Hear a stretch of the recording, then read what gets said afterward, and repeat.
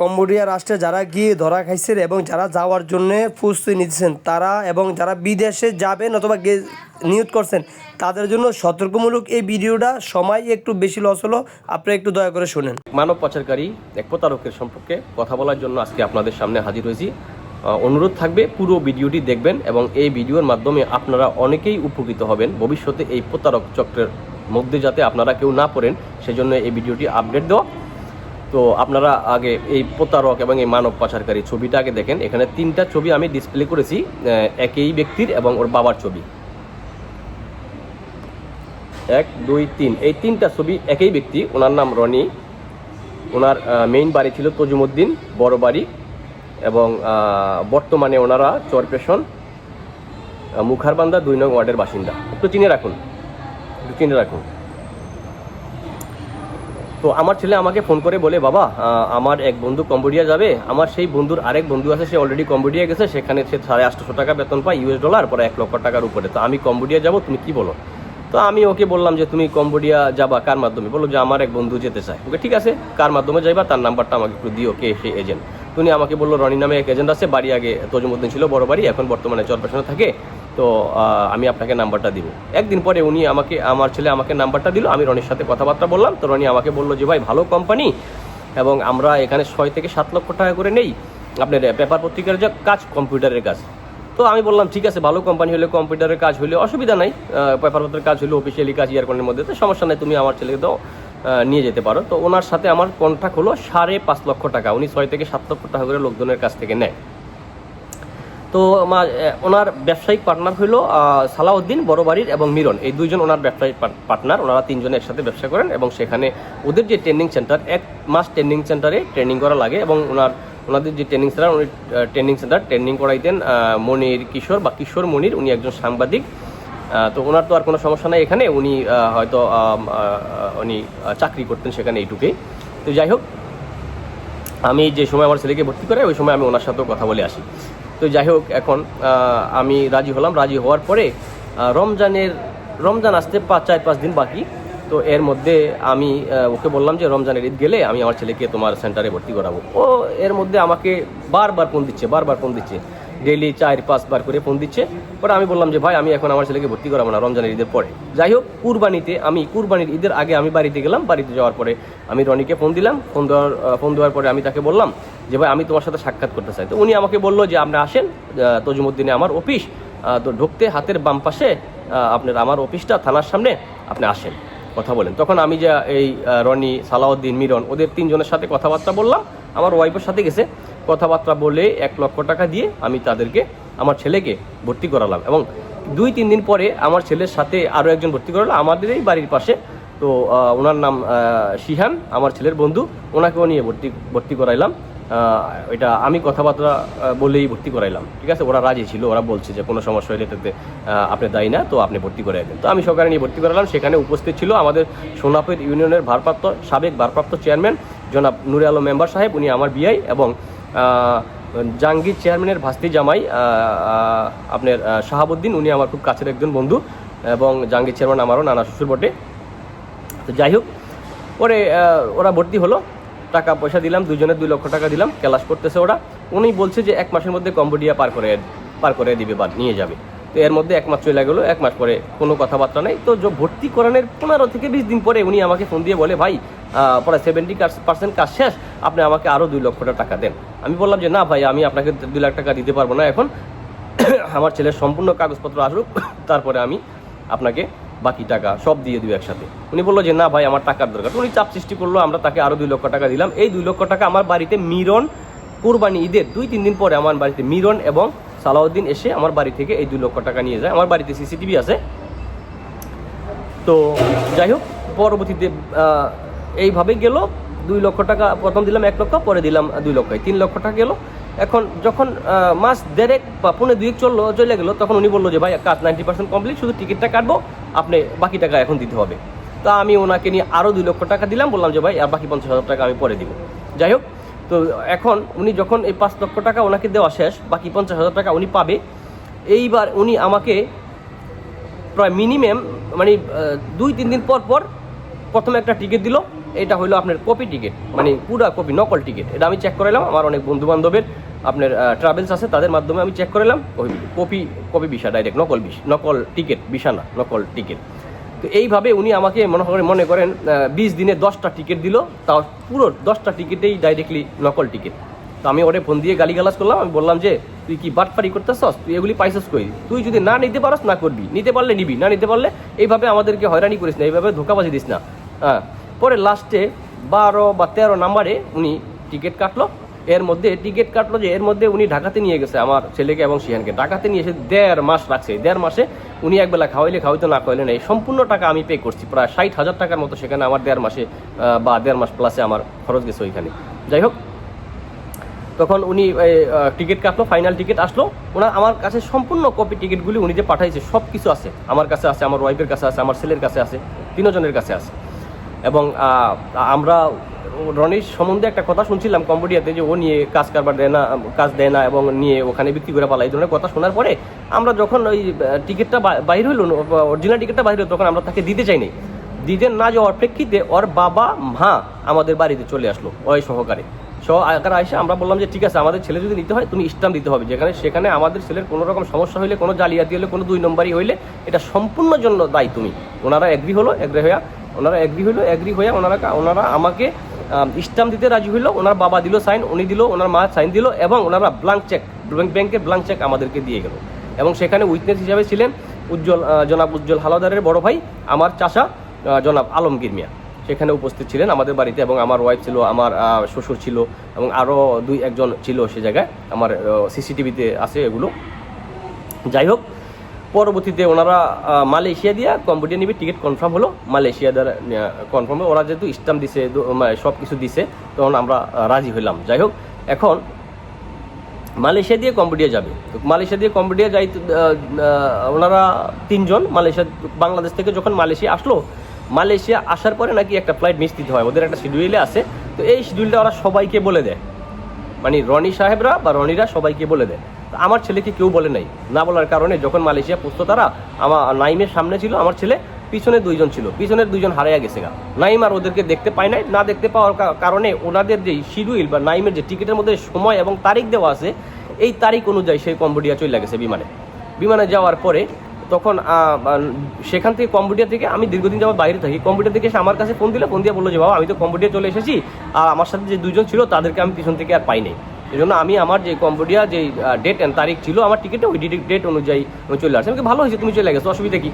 পরে আমি চিন্তা করলাম যে 2 জন চলে গেল, আমার ছেলে 2 জন রয়ে গেল, আমার ছেলে চলে গেল। ঘটনা এটার ভিতরে আমি রনিকে ফোন দিলাম, বললাম যে এই ঘটনা। রনি আমাকে ফোন দিয়া উল্টা পাল্টা গালিগালাজ, সে কথাবার্তা বলতেছে, খানকির পোলা চলে গেলো, এই জন্য আমি কথাবার্তা সাবধানে কর, তুই খারাপ ভাষা ব্যবহার করস কেন, আমার ছেলে সেখানে চলে গেছে, সে তার শিডিউল অনুযায়ী চলে গেছে, তারা তুই কি বলছস কিছু হেরে, একটা ফ্লাইট বাদ দিতে হবে, মিস করতে হবে। শিহানেরা রয়ে গেছে, শিহানের সাথে 1 জন রয়ে গেছে, নাহিম কেন রইল না? নাহিমকে কেউ বলছে, নাহিম কিছু জানে?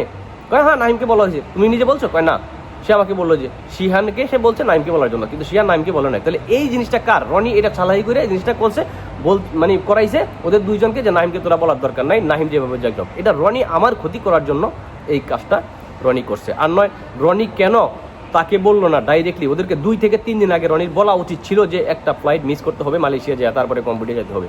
তো ভাই যাই হোক, সে তো চলে গেছে। এখন রনিকে বললাম যাই হোক, এখন কী করবা তুমি বলো ভাই। আমার রনি বললো যে আপনি চিন্তা করেন, ঠিক আছে যাই হোক হয়ে গেছে, আমি দেখতেছি। তখন কম্বোডিয়া, রনির এক পার্টনার আছে রায়হান নাম, আর রাহাত ওর রায়হানের ছোটো ভাই, ওরা 2 জন ওখানকার এজেন্ট, এবং ওদের সাথে কম্বোডিয়া ইমিগ্রেশনে একটা লিঙ্ক আছে, কারণ সম্পূর্ণ ব্যবসাটাই হলো স্ক্যামের ব্যবসা। যাই হোক,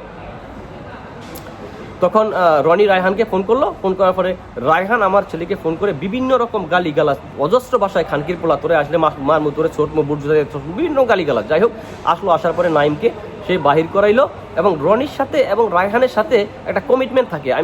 আমার যেটা হলো এইরকম যে রনি ওকে নিয়ে যাবে, সেখানে 2 থেকে 3 লক্ষ টাকা রনি রায়হানকে দিবে বাংলাদেশি টাকা, তখন সে ভিসা দিয়ে বাহির করাবে ওখান থেকে। এখানে প্রথমত যারাই কম্বোডিয়া যায় সবাইকেই ভিসা দেওয়া হয় ভিসা, বাট যখন কম্বোডিয়া ইমিগ্রেশন থেকে তাদেরকে বাহির করা হয়, মানে ট্রান্সফার করা হয় ওখান থেকে, তখন সেখানে একটা চপ আছে ভিসা ভিসা, ওখান থেকে কনফার্ম করা হয় ইমিগ্রেশন থেকে। আর এইটাতেই ওই ইমিগ্রেশনে কিছু টাকা খাওয়াইতে হয়। তো যাই হোক, এখন এই বিষয়টা হলো এমপ্লয়ি ভিসা, সে লং টাইম থাকতে পারবে, ভিসা রিনিউয়াল করা যাবে। আর টি বিষয়টা হলো ট্যুরিস্ট ভিসা, সে যেই কয়দিন মেয়াদ আছে 1 মাস 1.5 মাস 2 মাস ওই মেয়াদ অনুযায়ী থাকতে পারবে। আর যদি পরবর্তীতে সে টি ভিসার মেয়াদ ক্রস করে, মানে মেয়াদ শেষ হয়ে যায়, প্রতিদিন তাকে $30 করে গুনতে হবে। এটা হলো কম্বোডিয়ার গভর্নমেন্টের আইন, সরকারের আইন। তো এখন রনির সাথে এবং রায়হানের সাথে যেই কমিটমেন্টটা ছিল, রনি এই টাকাটা দেয় নাই, এবং এইটা দেয় নাই এই আমরা 100% শিওর, কারণ রনির সাথে এবং রায়হানের সাথে দীর্ঘদিন যাবৎ দ্বিধাদ্বন্দ্ব হয়েছে এই টাকা নিয়ে। রনি যে ফুল টাকা পেমেন্ট করে না, এটা আমার এক বন্ধু আছে চরপেশনের রনি, আমরা রনিকে দিয়ে আমরা সুমন, এই সুমনকে দিয়ে আমি অনেক উপকার হয়েছে আমার, এবং সুমন এবং জুয়েল ভাই তারা ওই বাড়িতে গেছে, যায়া কয়েকবার ওদেরকে বলছে যে এইভাবে, এবং পরবর্তীতে বলতেছি আমি। যাই হোক, তো এইটা হলো, এটা রনি করাইছে। রনি করানোর পরে রায়হান কি করলো, যখন তার টাকা পৌঁছতো না, ইমিগ্রেশনে সে পুরো টাকা দিতে পারলো না, আমার ছেলেকে সেখান থেকে টি বেশি দিয়ে সে বাইর করে নিয়ে গেল, এবং তার লাকিজটা পর্যন্ত বাহির করার সময় দেয় না। এই লাকিজটার ভিতরে আমার 40,000 টাকার মাল আমি নিজে কিনা দিছি ভোলা থেকে, সদর থেকে, পরে আমার ছেলেকে নিয়ে। আপনারা তো জানেন যে একটা ছেলে যখন বাংলাদেশ থেকে বিদেশে যায় থাকার জন্য বা চাকরি করার জন্য কত টাকার মাল নেয়। এবং সে আমার একটা স্টেশনের দোকান আছিল তজুমুদ্দিনে, আমার ভাড়াতিয়া, ওই দোকান থেকে পর্যন্ত প্রায় 10 থেকে 12,000 টাকার মাল নিচ্ছে। তো 60-70,000 টাকার মতো মাল আমার লাকিজের ভিতরে ছিল, এটা বাইর করে দিতে পারে নাই এবং পায়ও নাই লাকিজটা। যাই হোক, পায় নাই বলতে পরবর্তীতে আইসা লাকিজটা আমার ছেলে বাংলাদেশে আইসা খোঁজ করছে। কীভাবে বাংলাদেশে আনছি সেগুলোও বলতেছি, আপনারা একটু শুনবেন। তো যাই হোক, এখন আমার ছেলে কম্বোডিয়া গেলো, বাহির করাইলো, বাহির করার পরে এক লোকের কাছে নিয়ে আমার ছেলেকে বিক্রি করলো। বিক্রি করার পর ওরা এই লোকটা নিয়ে বাংলাদেশ থেকে এক লোকের কাছে বিক্রি করো, ওখানে এক কোম্পানির কাছে বিক্রি করে। বিক্রি করলে সেখানে মিনিমাম 2 থেকে 3 লক্ষ টাকা ওরা পায়। কারা পায়? এজেন্টে পায়। রনি তো লোকটা এখান থেকে পাঠাইছে, এখান থেকে পাঠানোর পরে সেখান থেকে আরেকজন এজেন্ট তাকে রিসিভ করছে, রিসিভ করে তারা বাইর করে নিয়ে গেছে। নেওয়ার পরে ওই এজেন্ট কোনো একটা কোম্পানির কাছে বিক্রি করে, সেটা হোক China company, Pakistani company, Bangladeshi company, যা কোম্পানি, ওই কোম্পানিতে বিক্রি করলে যখন তারা হ্যান্ড ওভার করে ছেলেরা, তখন তারা নগদ ওদেরকে 2 থেকে 3 লক্ষ টাকা, যেই বাড়ি কোম্পানির উপর ডিপেন্ড করে, কোম্পানির যেই ডেভেলপের উপর নির্ভর করে কে কত টাকা দিয়ে কিনতে পারে, কে কীরকম কাম করতে পারবে। আর ওদের ব্যবসাটা হলো ডেলি ওদের ফেসবুক ওপেন করা থাকে, এখানে ইনস্টাগ্রাম ওপেন করা থাকে মেয়েদের ছবি দিয়ে, এবং মেয়েদের ছবি দিয়ে ওরা লোকজনের কাছে এইটা মেয়ে সাহায্যে ওরা অভিনয় করবো, অভিনয়ের মাধ্যমে তারা নাম্বার লব। এই নাম্বার লওয়ার পরে তারা এইভাবে মানে ওদেরকে এটা প্রশিক্ষণ দেয় 1 মাস পর্যন্ত। নাম্বার লওয়ার পরে ওই যে যার নাম্বার হলো, যিনি মালিক, যিনি ক্লায়েন্ট, ওনাকে ব্ল্যাকমেল করবে, এটাকে ব্ল্যাকমেল করে ওনার পিন নাম্বার নেবে ব্যাংকের, তারপরে ওনার টাকা পয়সা আত্মসাৎ করবে। এই হইলো ওদের মেইন কাজটা। ইভেন যখন ওদের সাথে না বলে, টাকা পয়সা না দেয়, এখান থেকে যেই বাংলাদেশ থেকে যারা পাঠায়, তখন ওদেরকে বলতেছি আমি, ভাই শুনেন। যাই হোক, পরবর্তীতে আমার ছেলে সেখানে প্রথম এক কোম্পানিতে বিক্রি করলো। বিক্রি করার পরে সে সেখানে 15 দিন কাজ করলো। 15 দিন কাজ করার পরে শুরু হলো কম্বোডিয়া অভিযান, যে এই ব্যবসা কম্বোডিয়া কখনো করতে পারবে না। এটা হলো ইউএস থেকে কন্ট্রোল, এবং ইউএস পুলিশ সেখানে খুব চাপ সৃষ্টি করছে এবং তারা অভিযান চালাচ্ছে। তখন তাদের কাজ নাই, কম্বোডিয়া সবার কাজ বন্ধ হয়ে গেল, এবং সবাই বনে জঙ্গলে এখানে ওখানে ফিল্ডে রাত্রে শুয়ে থাকে। এইভাবে দিন চলতেছে তাদের। তো এখন আমাকে আমার ছেলে ফোন করে বলে, বাবা এই ঘটনা সম্পূর্ণ তো জালিয়াতির কাজ, এগুলো 2 নম্বর কাজ, আমি এই ধরনের কাজ করুন না, এগুলি আল্লাহ সহ্য করবো না। আমি ঠিক আছে, দেখি কি করা যায়। রনির সাথে তো এই ধরনের কথাবার্তা হয় নাই। আর কোনো দিন যদি রনি আমাকে বলতো যে এইটা এই ইসলামের ব্যবসা, এই ব্যবসা, তাহলে আমি তো আমার ছেলে না, শুধু কোনো বাবা মাই চাইতো না তার ছেলে এই অবৈধভাবে অপকর্মে বা ক্রাইমের ব্যবসায় যাক। এটা হলো পুরা একটা লোককে, মানুষকে ব্ল্যাকমেল করে তাদের কাছ থেকে টাকা নেওয়া। মানে এইটার একমাত্র শাস্তি হওয়া দরকার হলো মৃত্যুদণ্ড। এটার একমাত্র শাস্তি মৃত্যুদণ্ড হওয়া উচিত। এটা আমি পরবর্তীতে আলোচনা করতেছি, আমরা তাদের কাছে অনুরোধ করবো এই ব্যাপারে। তো যাই হোক, পরবর্তীতে এখন আমার ছেলেকে নিয়ে এসে কোনো কাজ নাই। এরপরে আমার ছেলেকে আরও একটা লোকের কাছে, এর মধ্যে রায়হানের কাছে যখন রনি হ্যান্ড ওভার করছে, রনি যখন একজনের কাছে বিক্রি করলো, আবারও রায়হানের কাছে আমার ছেলেকে দিয়ে দিল। ওরা চলে আসার পরে রায়হান এক পাকিস্তানির কাছে বিক্রি করবো। এর মধ্যে আমার ছেলে যখন আরেকটা কোম্পানিতে বিক্রি করছে, সেখানে সে যাইবো না বলছে। না বলার কারণে রায়হানের ভাই রাহাত এই শালার পর শালায় আমার ছেলেকে, কুত্তার বাচ্চায় আমার ছেলেকে খুব মারছে, লাথি দিছে। এবং লাস্টে আমার ছেলে অনেক মানে টর্চারিং হওয়ার পরে আমাকে একদিন ফোন করে বলে, বাবা আমি 15 দিন পর্যন্ত এখানে আটক, আমাকে শুধু 2 দিন পরে একটা রুটি আর একটা কলা দেয়। এই একটা রুটি আর একটা কলা দিয়ে তারা আমার ছেলেটাকে এইভাবে কষ্টে রাখছে মানুষকে। শুধু আমার ছেলেটাকে না, আরও মানুষ ছিল।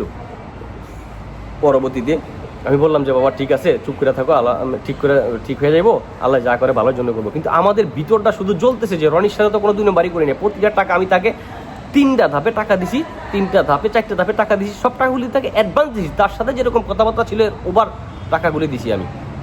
যাই হোক, পরবর্তীতে পাকিস্তানির কাছে বিক্রি করার জন্য। এখন আমাদের চিন্তা হলো, রনির সাথে কথা বলতেছি ডেলি বাই ডেলি, রনিকে বললাম যে ভাই আমার ছেলেকে পার করে দাও, আমি আমার ছেলেটাকে রাখুন না। এখন টি ভিসা যেটা, এটাতে প্রতিদিন $30 করে ফান্ড দিতে হবে। এখন কি করবো সে, এখন যদি পুলিশে জানে বা ধরে তাও তার জেলে যাইতে হবে, তার ভিসার মেয়াদ অলরেডি শেষ হয়ে গেছে গা। এখন ডেলি 30 টাকা করে জরিমানা আসতেছে, ধরতে হইলে মানে পুলিশ ধরলে এই টাকাটা জরিমানা দিতে হবে। যাই হোক, পরবর্তীতে আমাকে ফোন করে বললো যে এই ঘটনা আমাকে এক পাকিস্তানির কাছে বিক্রি করছে। পাকিস্তানি কি জন্য জানি ওদের সাথে তোয়াতি হয়েছে, এবং পাকিস্তানি ওদেরকে বুট জুতা দিয়া কয়েকটা লাথি দিয়েছে। আরেকজন ছিল লগে, আমি জানি না কে সে, আরেকজন ছিল, আমাকে বললো আমার ছেলে। আমি বললাম যে ঠিক আছে বাবা। পাকিস্তানি ওদেরকে এই কাজ কইরা একটা রুমে রাইখা দুইজনকে সে চলে গেল। পাসপোর্টটা তার নিতে মনে ছিল না। তখন আমাকে আমার ছেলে ফোন করে বলে বাবা পাকিস্তানি পাসপোর্টটা আমাদের কাছে রাইখা গেছে, তারা রুমটা ক্লোজ করে নাই, এই ঘটনা আমি এখান থেকে পালা যেতে হবে। আমার এখন চিন্তা হলো যে এই জগৎ থেকে, যে এই টর্চারিং থেকে, এর মধ্যে যখন আমার ছেলেকে রায়হান আটকায় রাখছিল এবং রনি আমাকে বলছিল যে আপনাদের ছেলের চাকরি হয়েছে, আপনাদের ছেলের যে বিষয় হয়েছে এটা এই বিষয় করে দিয়ে আরও কিছু টাকা লাগবে, আপনারা আরও 1 লক্ষ টাকা দেন। আমি বললাম যে না, আমি আর কোনো টাকা দিতে পারবো না। পরে আমার ওয়াইফ চুরি করে আমার শ্বশুর সহকারে তার বাপের হাতে 38,000 টাকা দিয়ে আসছে, এবং সেই ভিডিও ফুটেজ আমাদের কাছে আছে। এখানে থেকে সে জোরপূর্বক এই টাকাটা ওখানে বন্দি করে রাইখা মায়ের দিয়া রায়হানের বাইরে দিয়া এই টাকাটা আমাদের কাছ থেকে নিছে। আমি ভাই অনেক কথা, তো এটা পুরো বড় হিস্টোরি, মাঝে মাঝে কথা রাইখা যায়। যাই হোক, পরবর্তীতে আমি বললাম যে এই যে যখন পাকিস্তানি ওদেরকে রাইখে গেছে, তুমি পাসপোর্টটা নেই না, পরবর্তীতে আমি বললাম যে তুমি বাইরে যাও। আমি ওরা রোডে বাইর করে দিলাম। রোডে বাইর করে বললাম যে ট্যাক্সি নাও। ওর কাছে শুধু বাংলাদেশের 500 টাকা ছিল, আমার ছেলের কাছে মাত্র 500 টাকা। ওই রোডে গেল, রোডে যাওয়ার পর ট্যাক্সি নিল। ট্যাক্সি নেওয়ার পর 6 থেকে 7 ঘন্টা ট্যাক্সি চালিয়ে চলে গেল গা অনেক দূরে। এবং রনি এবং যেই রায়হান আছে, ওরা দুইজন এয়ারপোর্টের লোক পাঠিয়ে দিয়েছে যে ওরা এয়ারপোর্টে খুঁজে বাইর করে ওরা মাইরে ফেলাইবে। এই হোসেন নামে এক লোক আছে, সেও নাকি মানুষ অনেক মারছে ওখানে, মাইরিয়া ফেলায়, পিডায়, খুব টর্চার করে, মানে যেগুলো খুব বলার ভাষা না। এই রায়হান একই রকম। এখন রায়হান ওরে খোঁজ করতেছে, আর হইল গিয়া আপনার এই আরেকজন হইলো রনি ওরে লোক দিয়া খোঁজ করে দিতেছে। আবার ওই কোন হোসিনারা লাগিয়ে দিচ্ছে, হোসিনারা লোক ওদেরকে খুঁজতেছে। তো যাই হোক, এখন ওরে তো আমি অন্য জায়গায়, যাই হোক ওরে আমি বাইর করেছি। বাইর করার পরে এখন ওরে আমি কোথায় নিই, আমার দূর সম্পর্কের চাষা শুরু করে একটা শালা ছিল জিহাদ নাম, ও এই ব্যবসার সাথে জড়িত। মানে ওর সাথে আগে কোনোদিন আলোচনা হয় নাই, বা আমরা জানতাম না যে ওই জায়গায় থাকতো, বাট আমার ছেলের সাথে ওর সাথে যোগাযোগ ছিল, এবং আমার ছেলেকে সে কখনো বলে নাই যে এইটা এই জগৎ। তো যাই হোক, আমি ওর কন্ট্যাক্ট নাম্বার লইলাম। কন্ট্যাক্ট নাম্বার লওয়ার পরে ওর মাধ্যমে আমি এক খান সাহেব আছে সেখানে, এই খান সাহেবের মাধ্যমে রাত্রে প্রায় 4টা 4:30টার সময়, সেদিন 7টা বাজে, সন্ধ্যা 7টা, এবং আমি সারা রাত ঘুমাই নাই, এবং রাত্রে 7:30 বাজে আমি তাকে আমার ছেলেকে হ্যান্ড ওভার করছি খান সাহেবের হাতে তুলে দেওয়ার পরে খান সাহেব ওনাকে আমার ছেলেকে নিয়ে গেলো, বললো যে আপনি কোনো চিন্তা করেন না, আমার ছেলে আপনার ছেলে আমার কাছে অনেক সেভ আছে, কোনো চিন্তা করেন না, এখান থেকে কেউ আপনার ছেলের গায়ে একটা টোকা দিতে পারবে না। তা আমার একটা বল হইলো। বল হওয়ার পরে 2-3 দিন যাওয়ার পরে খান সাহেবের বাসায় নিয়ে রাখলো। তখন আমার খান সাহেব বললো ভাই ওর বিষয়টা তো টি ভিসা, এখন ওর বিষয়টা যদি ই ভিসা করতে হয় সেখানে 3 লক্ষ টাকা লাগবে, আপনার 3,40,000 টাকার মতো লাগবে। তখন আমি তাকে 3 লক্ষ টাকা নগদ পাঠিয়ে দিলাম, 3 লক্ষ টাকা পাঠিয়ে দিলাম। তাও আমার কাছে স্টেটমেন্ট আছে, ব্যাংক স্টেটমেন্ট আছে, আমি তার কাছে 3 লক্ষ টাকা পাঠিয়ে দিলাম।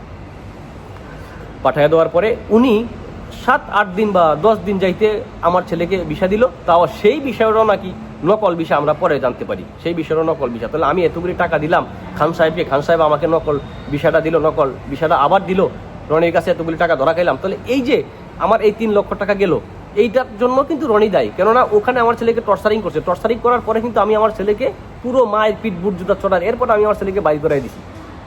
এটা রনির কারণে। কারণ রনি যদি প্রথমত রায়হানের সাথে কাজটা ঠিক মতো করতো, লেনদেন ঠিক মতো করতো, তাহলে আমার ছেলেকে ওখানে তারা টি ভিসা দিত না, আর রায়হান তাকে টি ভিসা দিয়ে ইমিগ্রেশন থেকে বাইর করে দিত না। রায়হানের সাথে রনির সাথে অ্যাডজাস্ট হয় নাই, এবং রায়হান ইমিগ্রেশনের টাকা দেয় নাই, ঘুষ দেয় নাই, এই জন্য আমার ছেলেকে সে এয়ারপোর্ট থেকে টি ভিসাটা দিয়ে দেয়। সবাই জানে যে এয়ারপোর্ট থেকে সিল যেটা দেয় এটাই টি ভিসা। তারা রনি আমার সাথে জালিয়াতি করে এই কথা করছে, আমার টাকা পয়সা নষ্ট করার জন্য এটা করছে। আমি এটার উপযুক্ত বিচার চাচ্ছি, এবং আমি চাচ্ছি এটাতে মামলা করব অতি শীঘ্রই, এবং গ্রুপ মামলা করব। এখানে বড়দিনের লোক আছে, তজুমুদ্দিনের লোক আছে 20 থেকে 25 জন, এবং কুঞ্জিরাটের লোক আছে 4 থেকে 5 জন। সব মিলিয়ে আমি যতজন পারি সবজনকে মিলে 7-8 জন হইলেও আমরা যৌথ মামলা করবো, এটার জন্য আমি প্রস্তুতি নিয়েছি। যাই হোক, পরবর্তীতে এখন পুরো ওখানকার সব কিছু বন্ধ, যে ব্যবসা স্ক্যামের ব্যবসা পুরোটা বন্ধ। এখন কে কোথায় যাবে? এখন আমি যার কাছে মাধ্যমে বিশ্বাস করছিলাম যে খান সাহেব, উনি টোটালি ইগনোর, উনি টোটালি টেক কেয়ার করতে রাজিই না। এখন সেখানে প্রায় 2 মাসের মতো ছিল তারা, বা 2 মাস প্লাস ছিল। আমার টোটাল 1,92,000 টাকা গেছে আমার এই ছেলেকে খাওয়া এবং হোটেল সহকারে সম্পূর্ণ টাকা আমার দেওয়া। আমি এখান থেকে পাঠাই যে আমার ছেলেকে প্রতি 6 দিন পর পর 6,000 টাকা, প্রতি 6 দিন পর পর 6,000 টাকা, এই টাকাগুলো আমি পাঠাইছি। যাই হোক, এখন আমি আমার ছেলেকে যেভাবে হোক, যে কোনো মারফত হোক, যে কোনো সিস্টেমে হোক, আমি আমার ছেলেকে আনতে হবে দেশে। তারপরে রনির সাথে বুঝাবো হবে। আমি খান ভাইকে কয়েকবার রিকোয়েস্ট করছি যে ভাই আমার ছেলেকে আপনি পাঠিয়ে দেন, আমি আমার ছেলেকে ওখানে রাখবো না। খান সাহেব বলে একটু ওয়েট করেন, দেখি কী করা যায়, কিমনে কী করা যায়, অনেক কথা বললো খান সাহেব। যাই হোক, এখন প্রায় 2.5 থেকে 3 মাসের মতো চলে গেছে। এখন ও ঠিক মতো খাইতে পারে না, এখানে ডেলি $6 করে লাগে খাবার। এখন কি করবো, পাগল হয়ে গেছি গিয়া। ওকে দিতে মনে করেন আমার প্রায় ডেলি 6,000 টাকা করে দিতে আমার 1,92,000 টাকা গেছে। তাহলে আমার ওইখানে গেল 5.5 লাখ, এরপরে তার বাসা দিয়ে আসলাম 38,000 টাকা, এরপর খান সাহেবকে দিলাম আমি 3 লক্ষ টাকা, এইখানে দিলাম আমি 1,92,000 টাকা। ভাই বিশ্বাস করবে না, ঢাকাতে আমার 60,000 টাকা চলে গেল। লাকিসের ভিতরে আমার প্রায় 60,000 টাকার মতো, 50 থেকে 60,000 টাকার মতো, মিনিমাম 50 থেকে 60,000 টাকার মতো মাল ছিল। লাস্টে কম্বোডিয়া গভর্নমেন্ট একটা অনুমতি দিল যে এই তারিখের মধ্যে বাংলাদেশি যত লোক আছে, ইন্ডিয়ান বাংলাদেশি অবৈধ লোক আছে, তারা কম্বোডিয়া ত্যাগ করতে হবে, বাট অনলাইনে অ্যাপ্লাই করতে হবে। কারণ কম্বোডিয়াতে কোনো বাংলাদেশি ইমিগ্রেশন নাই, আমার মেইনস কোনো এম্বাসি নাই। সেই জন্য এটা হলো থাইল্যান্ডের অনলাইনের মাধ্যমে অ্যাপ্লাই করতে হয়। থাইল্যান্ড থেকে অ্যাপ্রুভ হয়ে কম্বোডিয়া আসে, সেখান থেকে লোক বাংলাদেশে আসে। তো এখন অনেক লোক জেলে নিয়ে গেছে, এর মধ্যে যারা ধরা গেছে তারা জেলে গেছে। আর আমার ছেলে বা অন্যান্য যারা আছে, হাজার হাজার লোক, ওরা জঙ্গলে ঘুমায়, বনে ঘুমায়, এই অবস্থা। তো আমার ছেলের সাথে যে গেছিল তার কোনো সমস্যা নেই, তার হলো বিষয়টা হলো ই ভিসা। তো সে যেই কোনো মুহূর্তে টিকিট কেটেই দেবো। কিন্তু রনি আমার সাথে ইচ্ছাকৃত ভাবে আমার টাকা নষ্ট করার জন্য, আমি বিদেশে থাকি, আমার টাকা নষ্ট করার জন্য সে এই কাজটা করছে। যাই হোক, পরবর্তীতে এক পর্যায়ে আমার ছেলেকে নিয়ে অ্যাপ্লাই করার 15 থেকে 20 দিন পর তার অ্যাপ্রুভাল আসলো। তাকে আমি 60,000 টাকা দিয়ে বাংলাদেশের মানে US ডলার প্রায় $458 মতো দিয়ে আমি তাকে বাংলাদেশে নিয়ে আসি। তো এই পর্যন্ত এখন রনির সাথে আমি বসতে চাই। আমি রনিকে কয়েকবার বলছি ওনাকে বসার জন্য, এবং আমি সাংবাদিকের মাধ্যমে ওনাকে রিকোয়েস্ট করেছি ওনাকে বসার জন্য। উনি বসতে রাজি না। উনি বলে যে আমি ওনার সাথে কি বলবো, কেন বলবো, আমার ছেলেকে আমি কম্বোডিয়া নিয়ে দিচ্ছি। তাহলে আমার প্রথম প্রশ্ন হলো, এখান থেকে ওরা লোকজন নেয় আপনার এই কম্পিউটারের কাজ এবং ভালো বিষয় এবং আপনার অফিসিয়ালি কাজ বলে, আর সেখানে নিয়ে স্ক্যামের সাথে একটা লোককে জড়িত করায়। সম্পূর্ণ লোককে তারা স্ক্যামের সাথে জড়িত করাইছে, যেটার জন্য দায়ী এই রনি। দ্বিতীয়ত হইল, ওনারা জিম্বি করে, সেখানে লোকজন বন্দি করে, তারা টাকা নেয় 3 নম্বর। 4 নম্বরে হলো, এই যে এতগুলি টাকা দিলাম আমি, এই টাকার বিনিময়ে তার কাছে আমি কি পাইলাম? সে আমাকে টি ভিসা কেন দিল? আমি তো তার সাথে কোনো অপরাধ করি নাই। সে আমাকে টি ভিসা দিল, টি ভিসার কারণে আমার আরও 6 থেকে 7 লক্ষ টাকা গেছে। টোটাল আমার 12,38,000 টাকা গেছে। এটা আমার হিসাবে, বাট আমার ওয়াইফের হিসেবে 13 থেকে 13.5 লক্ষ টাকা গেছে। আমি বাংলাদেশ গভর্নমেন্টের কাছে এবং বাংলাদেশ সরকারের কাছে এটার উপযুক্ত বিচার দাবি করছি এবং সর্বোচ্চ শাস্তি দাবি করছি, ওর মৃত্যুদণ্ড। কারণ এই সমস্ত লোকের কারণে হাজারো মায়ের বুক খালি হয়ে গেছে, হাজারো বাবা মা আজকে রাস্তার ভিখারি হয়ে গেছে। আমি ওর উপযুক্তমূলক শাস্তি চাচ্ছি এবং আমি অতি শীঘ্রই এটা নিয়ে মামলা করব। আমি বর্তমানে বাহিরে আছি, বাহির থেকে আমি অতি শীঘ্রই আসবো এবং আমি এবং সকল মিডিয়াতে দিব এবং টেলিভিশনে এটাকে প্রচার করব। এটার জন্য আমি অপেক্ষা করতেছি। আমি ওকে রিকোয়েস্ট করতেছি, এখনও রিকোয়েস্ট করতেছি, তুমি বসে সিদ্ধান্ত করো, আমার সাথে সেটেল করো। আমার সাথে এখানে পুঞ্জিরাটে যারা আছে তারা রাজি আছে যৌথ মামলা করার জন্য। তারপরে আপনার ফকিরহাটের একজন আছে, উনিও রাজি আছেন। চৈদার বাড়ির 2 জন আছে, ওনারা রাজি আছেন। তজিমুদ্দিনের আমি এখনও কারোর সাথে কথা বলতে পারি নাই। আমি ওদের সাথেও কথা বলতেছি বা বলার জন্য চেষ্টা করতেছি যৌথ মামলা করার জন্য এবং ওর বিরুদ্ধে কঠোর পদক্ষেপ নেওয়ার জন্য আমি বাংলাদেশ সরকারের কাছে আকুল আবেদন করছি এবং আমার টাকা পয়সা কীভাবে উত্তোলন করা যায়, একটা সিদ্ধান্ত উত্তোলন করা যায় সেই ব্যবস্থা করার জন্য আমি আকুল আবেদন জানাচ্ছি। এবং আমি কিছুদিনের মধ্যেই সেখানকার যারা স্থানীয় জননেতা আছেন তাদের মুখামুখি হব এই ব্যাপার নিয়ে এবং আমি এটাকে মিডিয়াতে প্রচার করতেছি। তো ধন্যবাদ সবাইকে। আশা করি আপনারা বুঝতে পারছেন ব্যাপারটা। আরেকবার আমি ছবিটা দেখাই। এই ওনার নাম রনি, ওনার বাবার নাম আব্দুল মতিন, ওনার মায়ের নাম পেরদাউস। তবে আমি ওনার সাথে সাথে আরও বিচার চাচ্ছি যে সালাউদ্দিন মাস্টার উনিও এই ব্যবসার সাথে জড়িত ছিলেন। উনিও আমাকে রিকোয়েস্ট করছেন এবং ওনারা আমার বাড়িতে এসে টাকা নিয়ে গেছেন। আমি ওদেরও দৃষ্টান্তমূলক শাস্তি দাবি করছি। আর ওদের সাথে জড়িত আছে খান সাহেব যদিও যাই হোক, ওনার সাথে জড়িত আছে খান সাহেব, রায়হানের খান সাহেবের বাড়ি রাজশাহী যথাসম্ভব, আর রায়হানের বাড়ি যশোর বা এদিকে হবে। তারা বর্তমানে টঙ্গীতে যথাসম্ভব অবস্থান করছেন এবং আরও আছেন হোসেন নামে একজন লোক আছেন, ওনার বাড়ি কোথা আমি জানি না। পুরোটা একটা চক্র। যখন আমার ছেলেকে আমার ছেলেকে যখন খানের হাতে দিয়েছিলাম, দেওয়ার পরে খান আর রনিতা 2-3 দিন পরে তারা কাঁধে কাঁধ মিলিয়ে হাঁটে একই রেস্টুরেন্টে যা খায়। আমার ছেলে সব কিছু এখানে পাঠায় এবং তার কাছে ছবি আছে, তার কাছে ভিডিও রেকর্ড আছে, একসাথে বৈশা খায়। তাহলে ওদের চক্রটা কোন জায়গায়?